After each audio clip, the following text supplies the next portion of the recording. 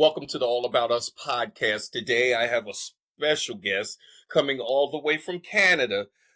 I would like to welcome to today's episode Samantha Merz, Verse and Voices. I'm thrilled to have you here joining us on our podcast today, Samantha. How are you doing today? Very well, thank you. Okay, so you hail from Canada. Exactly where in Canada? Vancouver, British Columbia. Okay, and you've lived your entire life there? Yes, I have. Okay, can you describe what Vancouver, Canada is like? Because I've never been there, and I'm sure many of my guests have never been there. Yes, it's quite pleasant most of the time. There is some rain here and there, but it's manageable, and it's very nice in the summer.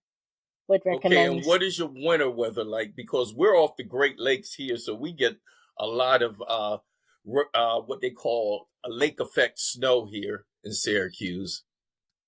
We get some snow here around December, early January, but mostly rain otherwise.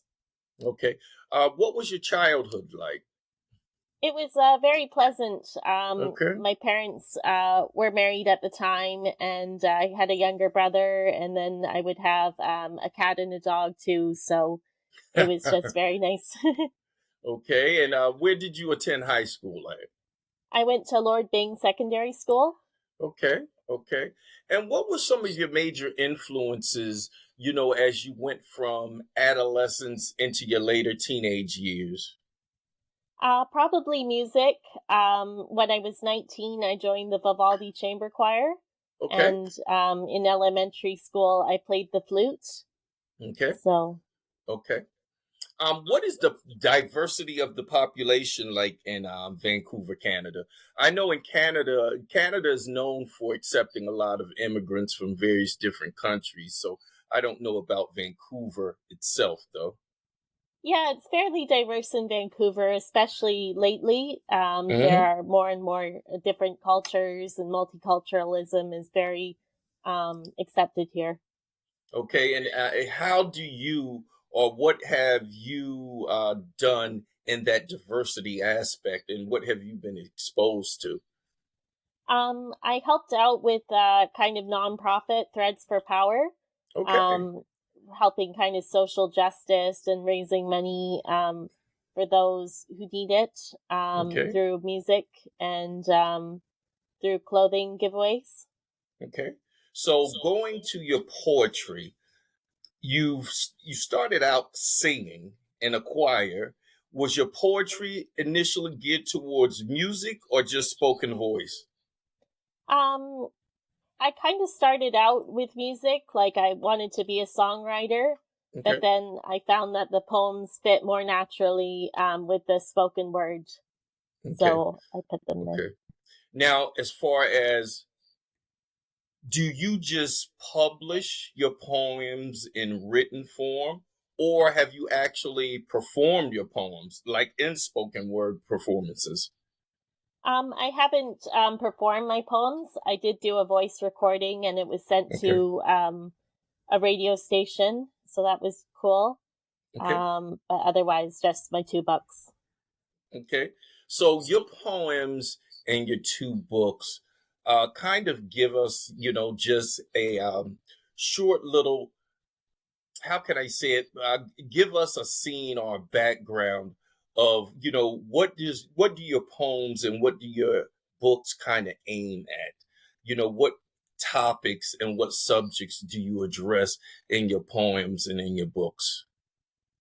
Um, Sort of wanting to be accepted and just feeling that sense of kind of being on the periphery of society. Hmm. So there's something kind of missing there that you can read about in some of the poems, and some of them are more lightly or lively than the others are more kind of sad and a bit dysfunctional. Now, is this something that you're just amplifying that you view in society, or is this something that you personally feel sometimes? I think it's what I personally feel sometimes. Okay. Okay. And why is that?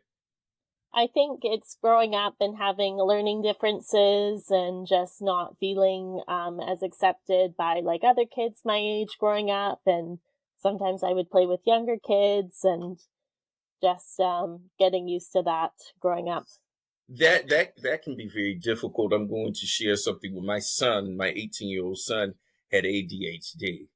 And I mean, when he was young, oh my goodness, I literally was probably at his elementary school like 2 to 3 times a week before, I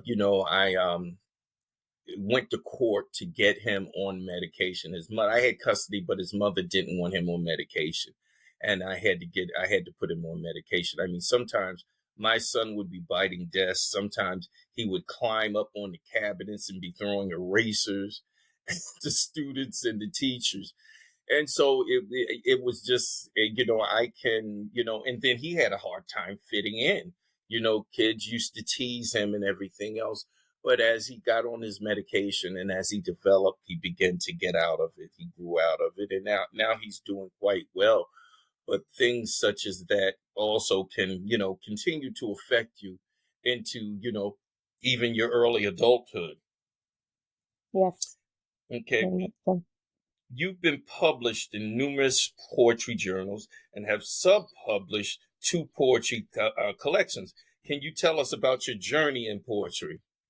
Yes, so it started off through Twitter, actually. I kind Okay. of befriended some other poets, and they had publications going, so I would submit to them and then get accepted, and then we would all share our work with each other online. Unfortunately, my account got hacked before it became X, Wow. so I don't have that account anymore. Oh, wow. Okay. Now, your collections, Kazoo, in 2019 and Metal Light in 2023, seem to represent different stages of your poetic development. Can you talk about one at a time? I'd like to talk about Kazoo in 2019 and what kind of sparked the poems in that collection. Yes, so those were kind of my first poems that I wrote, and I think I wanted to put them all together in a collection because they really resonated with me, and I thought it would be good to share. And I was right, because that collection is at the downtown library, Mm-hmm. so I'm very pleased with that. Do you have that book available right now? I do. It's on Blurb Bookstore and through Amazon. Okay.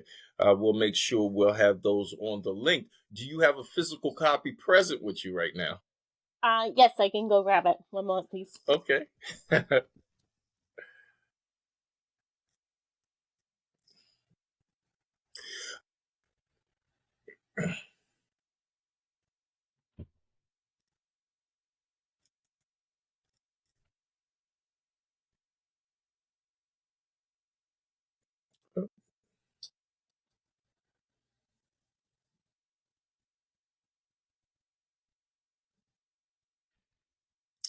Okay. So I'm back with the copy of Kazoo, one Okay. of my pictured copies I made Okay. just through London Drugs, and Okay. it has all Is the there poems in a very short selection you could read out of it? it. Yes. Okay. This one is called "Girl on the Green." Okay. Green fingers were essential, a pinch of oregano to sprinkle over oven-ready margarita pizza, spare phone cases and empty wallets.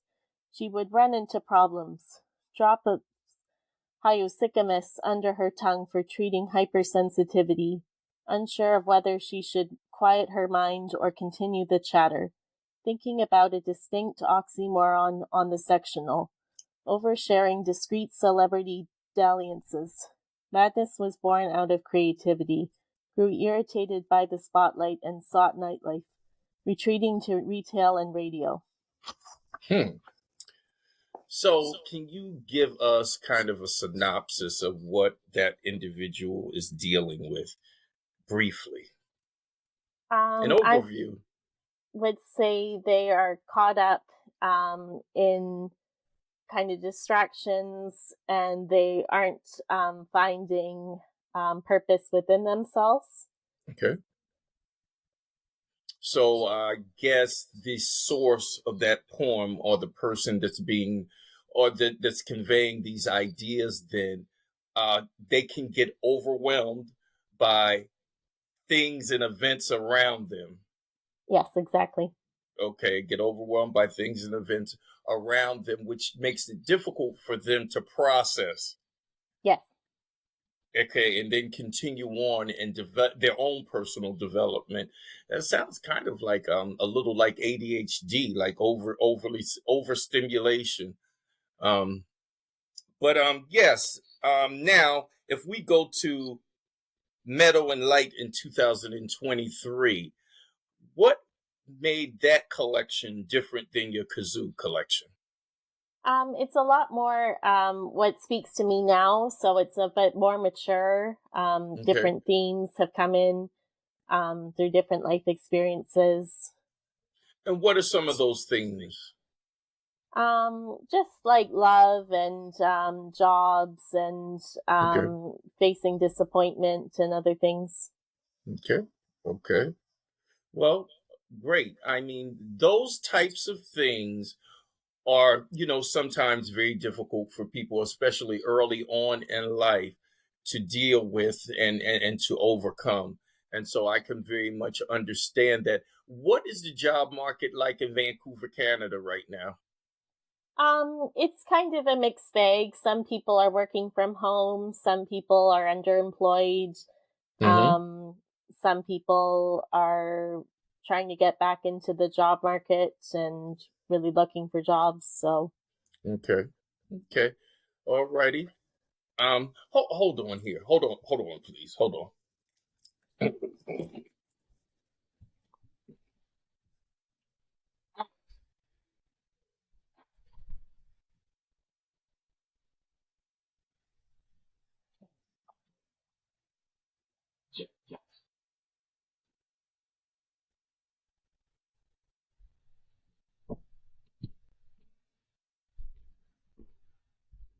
We will see if we can extract that out of the show. I'm sorry. no I have problem. an 18-year-old, and sometimes he's a little loud. Um, so let's continue. How would you describe the evolution of Meadow and Light? How did you come about that? And how many actual poems are in that collection? I'd say there are about 12 poems in the collection. And I found that through I had to condense quite a few of the poems. Okay. Because they were a bit longer than the others. So it's Okay. kind of fine tuning and making sure it's more digestible for the public. Now, when you place your poems into books form, is there kind of like a logical progression? Meaning, are they progressing in kind of telling a story in the sequence, or you just kind of randomly place them where you feel like they should go? I guess I placed them in the order of where they were published elsewhere. Okay. So they're in chronological written order. Okay. Okay. Now, you've been published in some fascinating journals like Fevers of the Mind, Poetry Digest, and Resurrection Magazine. What does it mean to you to have your work recognized by these platforms? Oh, it means a lot. Just having my eyes on my work just means a great deal to me. From just going in my room and writing them and thinking that no one but myself or very few people will see them, to seeing globally. It's just such a privilege. Okay, now these journals, are they actual written journals that you can purchase, like hard copy, or are they online, or both? I believe most of them are online. Okay, okay. And I'm assuming they're very popular then. Yes. Okay, okay. And are they okay? So both of them. Well, I guess Fevers of the Mind poetry. That's a poetry digest. So that's basically poetry. What about Resurrection Magazine? What type of written work do they have in there? Is it just poetry? Is it novels, short stories? I believe it's poetry and short stories. Okay, okay, okay. Your online presence, particularly your blog and Instagram, seems integral to your writing process. How do these digital platforms influence your poetry? Yes, I'm a visual learner, so I really need kind of pictures to Mm-hmm. help with my writing, Mm-hmm. and just to get inspiration or brainstorming through my feed and really curate what I want my um, writing to be like. Now, when you actually present your poetry, is it just words, or do you actually have pictures or images on the same page as your words? Through the books on Amazon and Blurb, they're just words, but I do Mm-hmm. have a few copies at home of Kazoo with pictures and words on them. Okay. Okay. What does poetry do to bring the world together? Um, for a period of time, it seemed as if, poetry kind of was exploding, and then COVID kind of hit. And then, it seems like it's kind of gone under. But do you feel that poetry has the ability to bring us culturally closer together? I think it does, yes. Through famous poets like Atticus and Rupi Hmm. Kaur, and other poets I'm reading, Paul Brooks, Haley Hmm. Grace, and Gabrielle G., I find that their work really hones in on certain themes, and it's relatable to the general public for sure. Okay. What are some of the themes now in 2024 that are very important to you that you think have driven your poetry and could drive, to help you create more poetry in the future? Probably like loneliness and wanting to be accepted and wanting more friends, and kind of like that post pandemic realization of trying to get it together now and trying to um, find a group and find more hobbies, and just trying to get life back to where it was. Okay, that's interesting. So, loneliness seems to be a very continuing theme in some of your poetry. Is that because you feel very much lonely at times? At times, yes. At times, and what's the basis of your loneliness? You feel? I feel that a lot of my friends have moved away, so Mm. I want that close proximity of friendship. I think is missing, And I used to work with a friend, and now that friend has gone away. So it's kind of just wanting someone near, I think. Right. It's kind of funny because I actually feel better alone. Oh, I'm kind of a loner. I mean, I do public very well.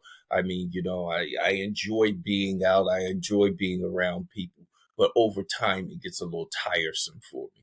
And so I just like to kind of, head back to my house, head back to my room, and that's my world. But I know some people, they do feed off of and require more of that interaction. So what have you learned, or how has your you learned to defeat that lonely feeling through poetry? I feel that by expressing my thoughts and feelings, by writing it down really helps just separate it from my head Hmm. and get it outside of my head, and then channel it into a more creative outlet. Hmm. Now, when you separate that poetry outside of your head, do you recognize it as being real, or do you recognize it as just being something that you momentarily felt? Um, I think I recognize it as something real. Yeah, Okay. Okay, so it's something that's really a part of your existence, more so than a passing kind of emotional response then. yes. um okay, let's see. What advice would you give to emerging poets who are just starting to explore that craft? I would say to just keep writing and really don't hesitate about not publishing your work. I think the more readers you can get, the better for your own self esteem. And what are some of the means by which you would direct a new poet to? Who are these publishers? Who could they present their work to in order to get their work published online? I use a website called Submittable, Hmm. where you can filter through poetry, and if their money is an obstacle, you can do a no fee. So then you can look for those looking for poetry at no cost, and you can submit online to them. Hmm. Is there another location? Um, that's all I use lately. I Okay. used to use X, so that or Okay. Threads actually is pretty popular for Okay. poets. Okay. Let me ask you this. Is there any way to monetize poetry? I think is through book sales, so you can also self-publish that Hmm. way, or try to find a publisher. Um, I just find it challenging kind of after the excitement of a new book launches. So I Hmm. really have to kind of market myself and try to get my books more publicity so that it picks up. That's what I find lately. Okay, now is poetry a full-time job for you, or do you have a day job? I have a day job. And do you mind telling us what your day job is? I'm an administrative assistant at the University of British Columbia. Oh, great, great, great. So, which do you like more? Well, I'd love to be a poet full time, but I You're right. find that being an administrative assistant really keeps me sharp, and Hmm. it really improves my skills, and just more social that way. Right, right. Are there a lot of full-time poets? I think there's some, but not a Okay. lot. Okay, so it's pretty difficult then to break into that area and be able to monetize and live off of your poetry then. Yeah. Okay. Okay. Before we wrap up, could you share another brief reading from one of your collections? Sure, I'll share it from Meadow Light. Okay.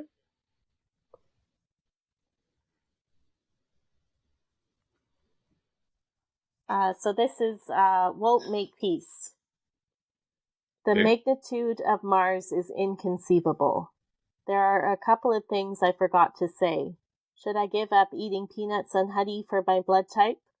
Oh, I could probably save a screenshot on my phone. Not a chapter Hallmark blonde. Her hand rested on his thigh. You went out with a poser, not into your scene. No more work at night. New reward. Green jade jar in the ground, bound to blue. Okay, great. Thank you. Now we're going to go into this portion of our show. We call it flip mode. In flip mode, you get to ask me 3 questions. Okay. Okay. So how is the poetry scene in the East Coast? As stated, poetry was very, very, very huge up into the pandemic. I think poetry is going to come back. I believe spoken word is going to come back. We have about 3 locations here in town where they're kind of, dinner spots where at times they have poets come in and perform, like they'll have a poetry night. So I think it's going to come back. I mean, it took the movie industry a while to come back. So, I believe a lot of the performance type things, even bands playing in clubs again. I think all of that's getting geared back up. But spoken word was, it was climbing. It was very, very popular on the East Coast until the pandemic hit. Wonderful. And I saw that you were involved in the music industry. What was that like? Wow. At a very early age, I got hired as a staff writer at 2 record labels. And then I moved from being a staff writer actually to a producer. And I had a writing partner named Billy Brown. And we had to turn in 30 songs a month, each and every month as a ghostwriters. And that was challenging. I did the music, and he did the lyrics. So we were cranking out, it wasn't 30, it was actually 20. It was 20 songs a month, which still, like every other day, you have to do like 2 songs. So it was challenging, but it was one of the best parts of my life. I really enjoyed it. And the worst part about it is we were supposed to move from writing to production of a group called Royalty, and they were signed on Warner Brothers. And we had written I think we wrote about 27, 28 songs for their album, and we were supposed to produce those albums. And Warner Brothers turned around and wanted some other people like Al B. Sure and some other artists, Al B. Sure, Prince, and some other artists to produce the songs. And we took on the album project thinking that we were going to produce the songs. And our writing contract had ended, and when they wouldn't want to use us as producers, we both left Warner Brothers. Billy, he was so distraught about it, he left California and went back to Texas. And we just lost contact. He was a very good friend of mine. I mean, for about three years, we wrote music each and every day. I mean, every day. I have a studio at home, and he would come in and he would bring artists in. He'd leave, go out, get some lunch, bring lunch back, work onto some music into the afternoon, evening time. And then at the end of the day, we'd always go out somewhere and have a drink and be social. But I'd go in early. Go to bed, and wake up like 4 or 5 in the morning and start working on music, so that by the time 9, 10, 11 o'clock came, when he came in with breakfast, there'd always already be music ready for him to write lyrics to. But it was one of the most fantastic points in my life. I enjoyed it. Third question.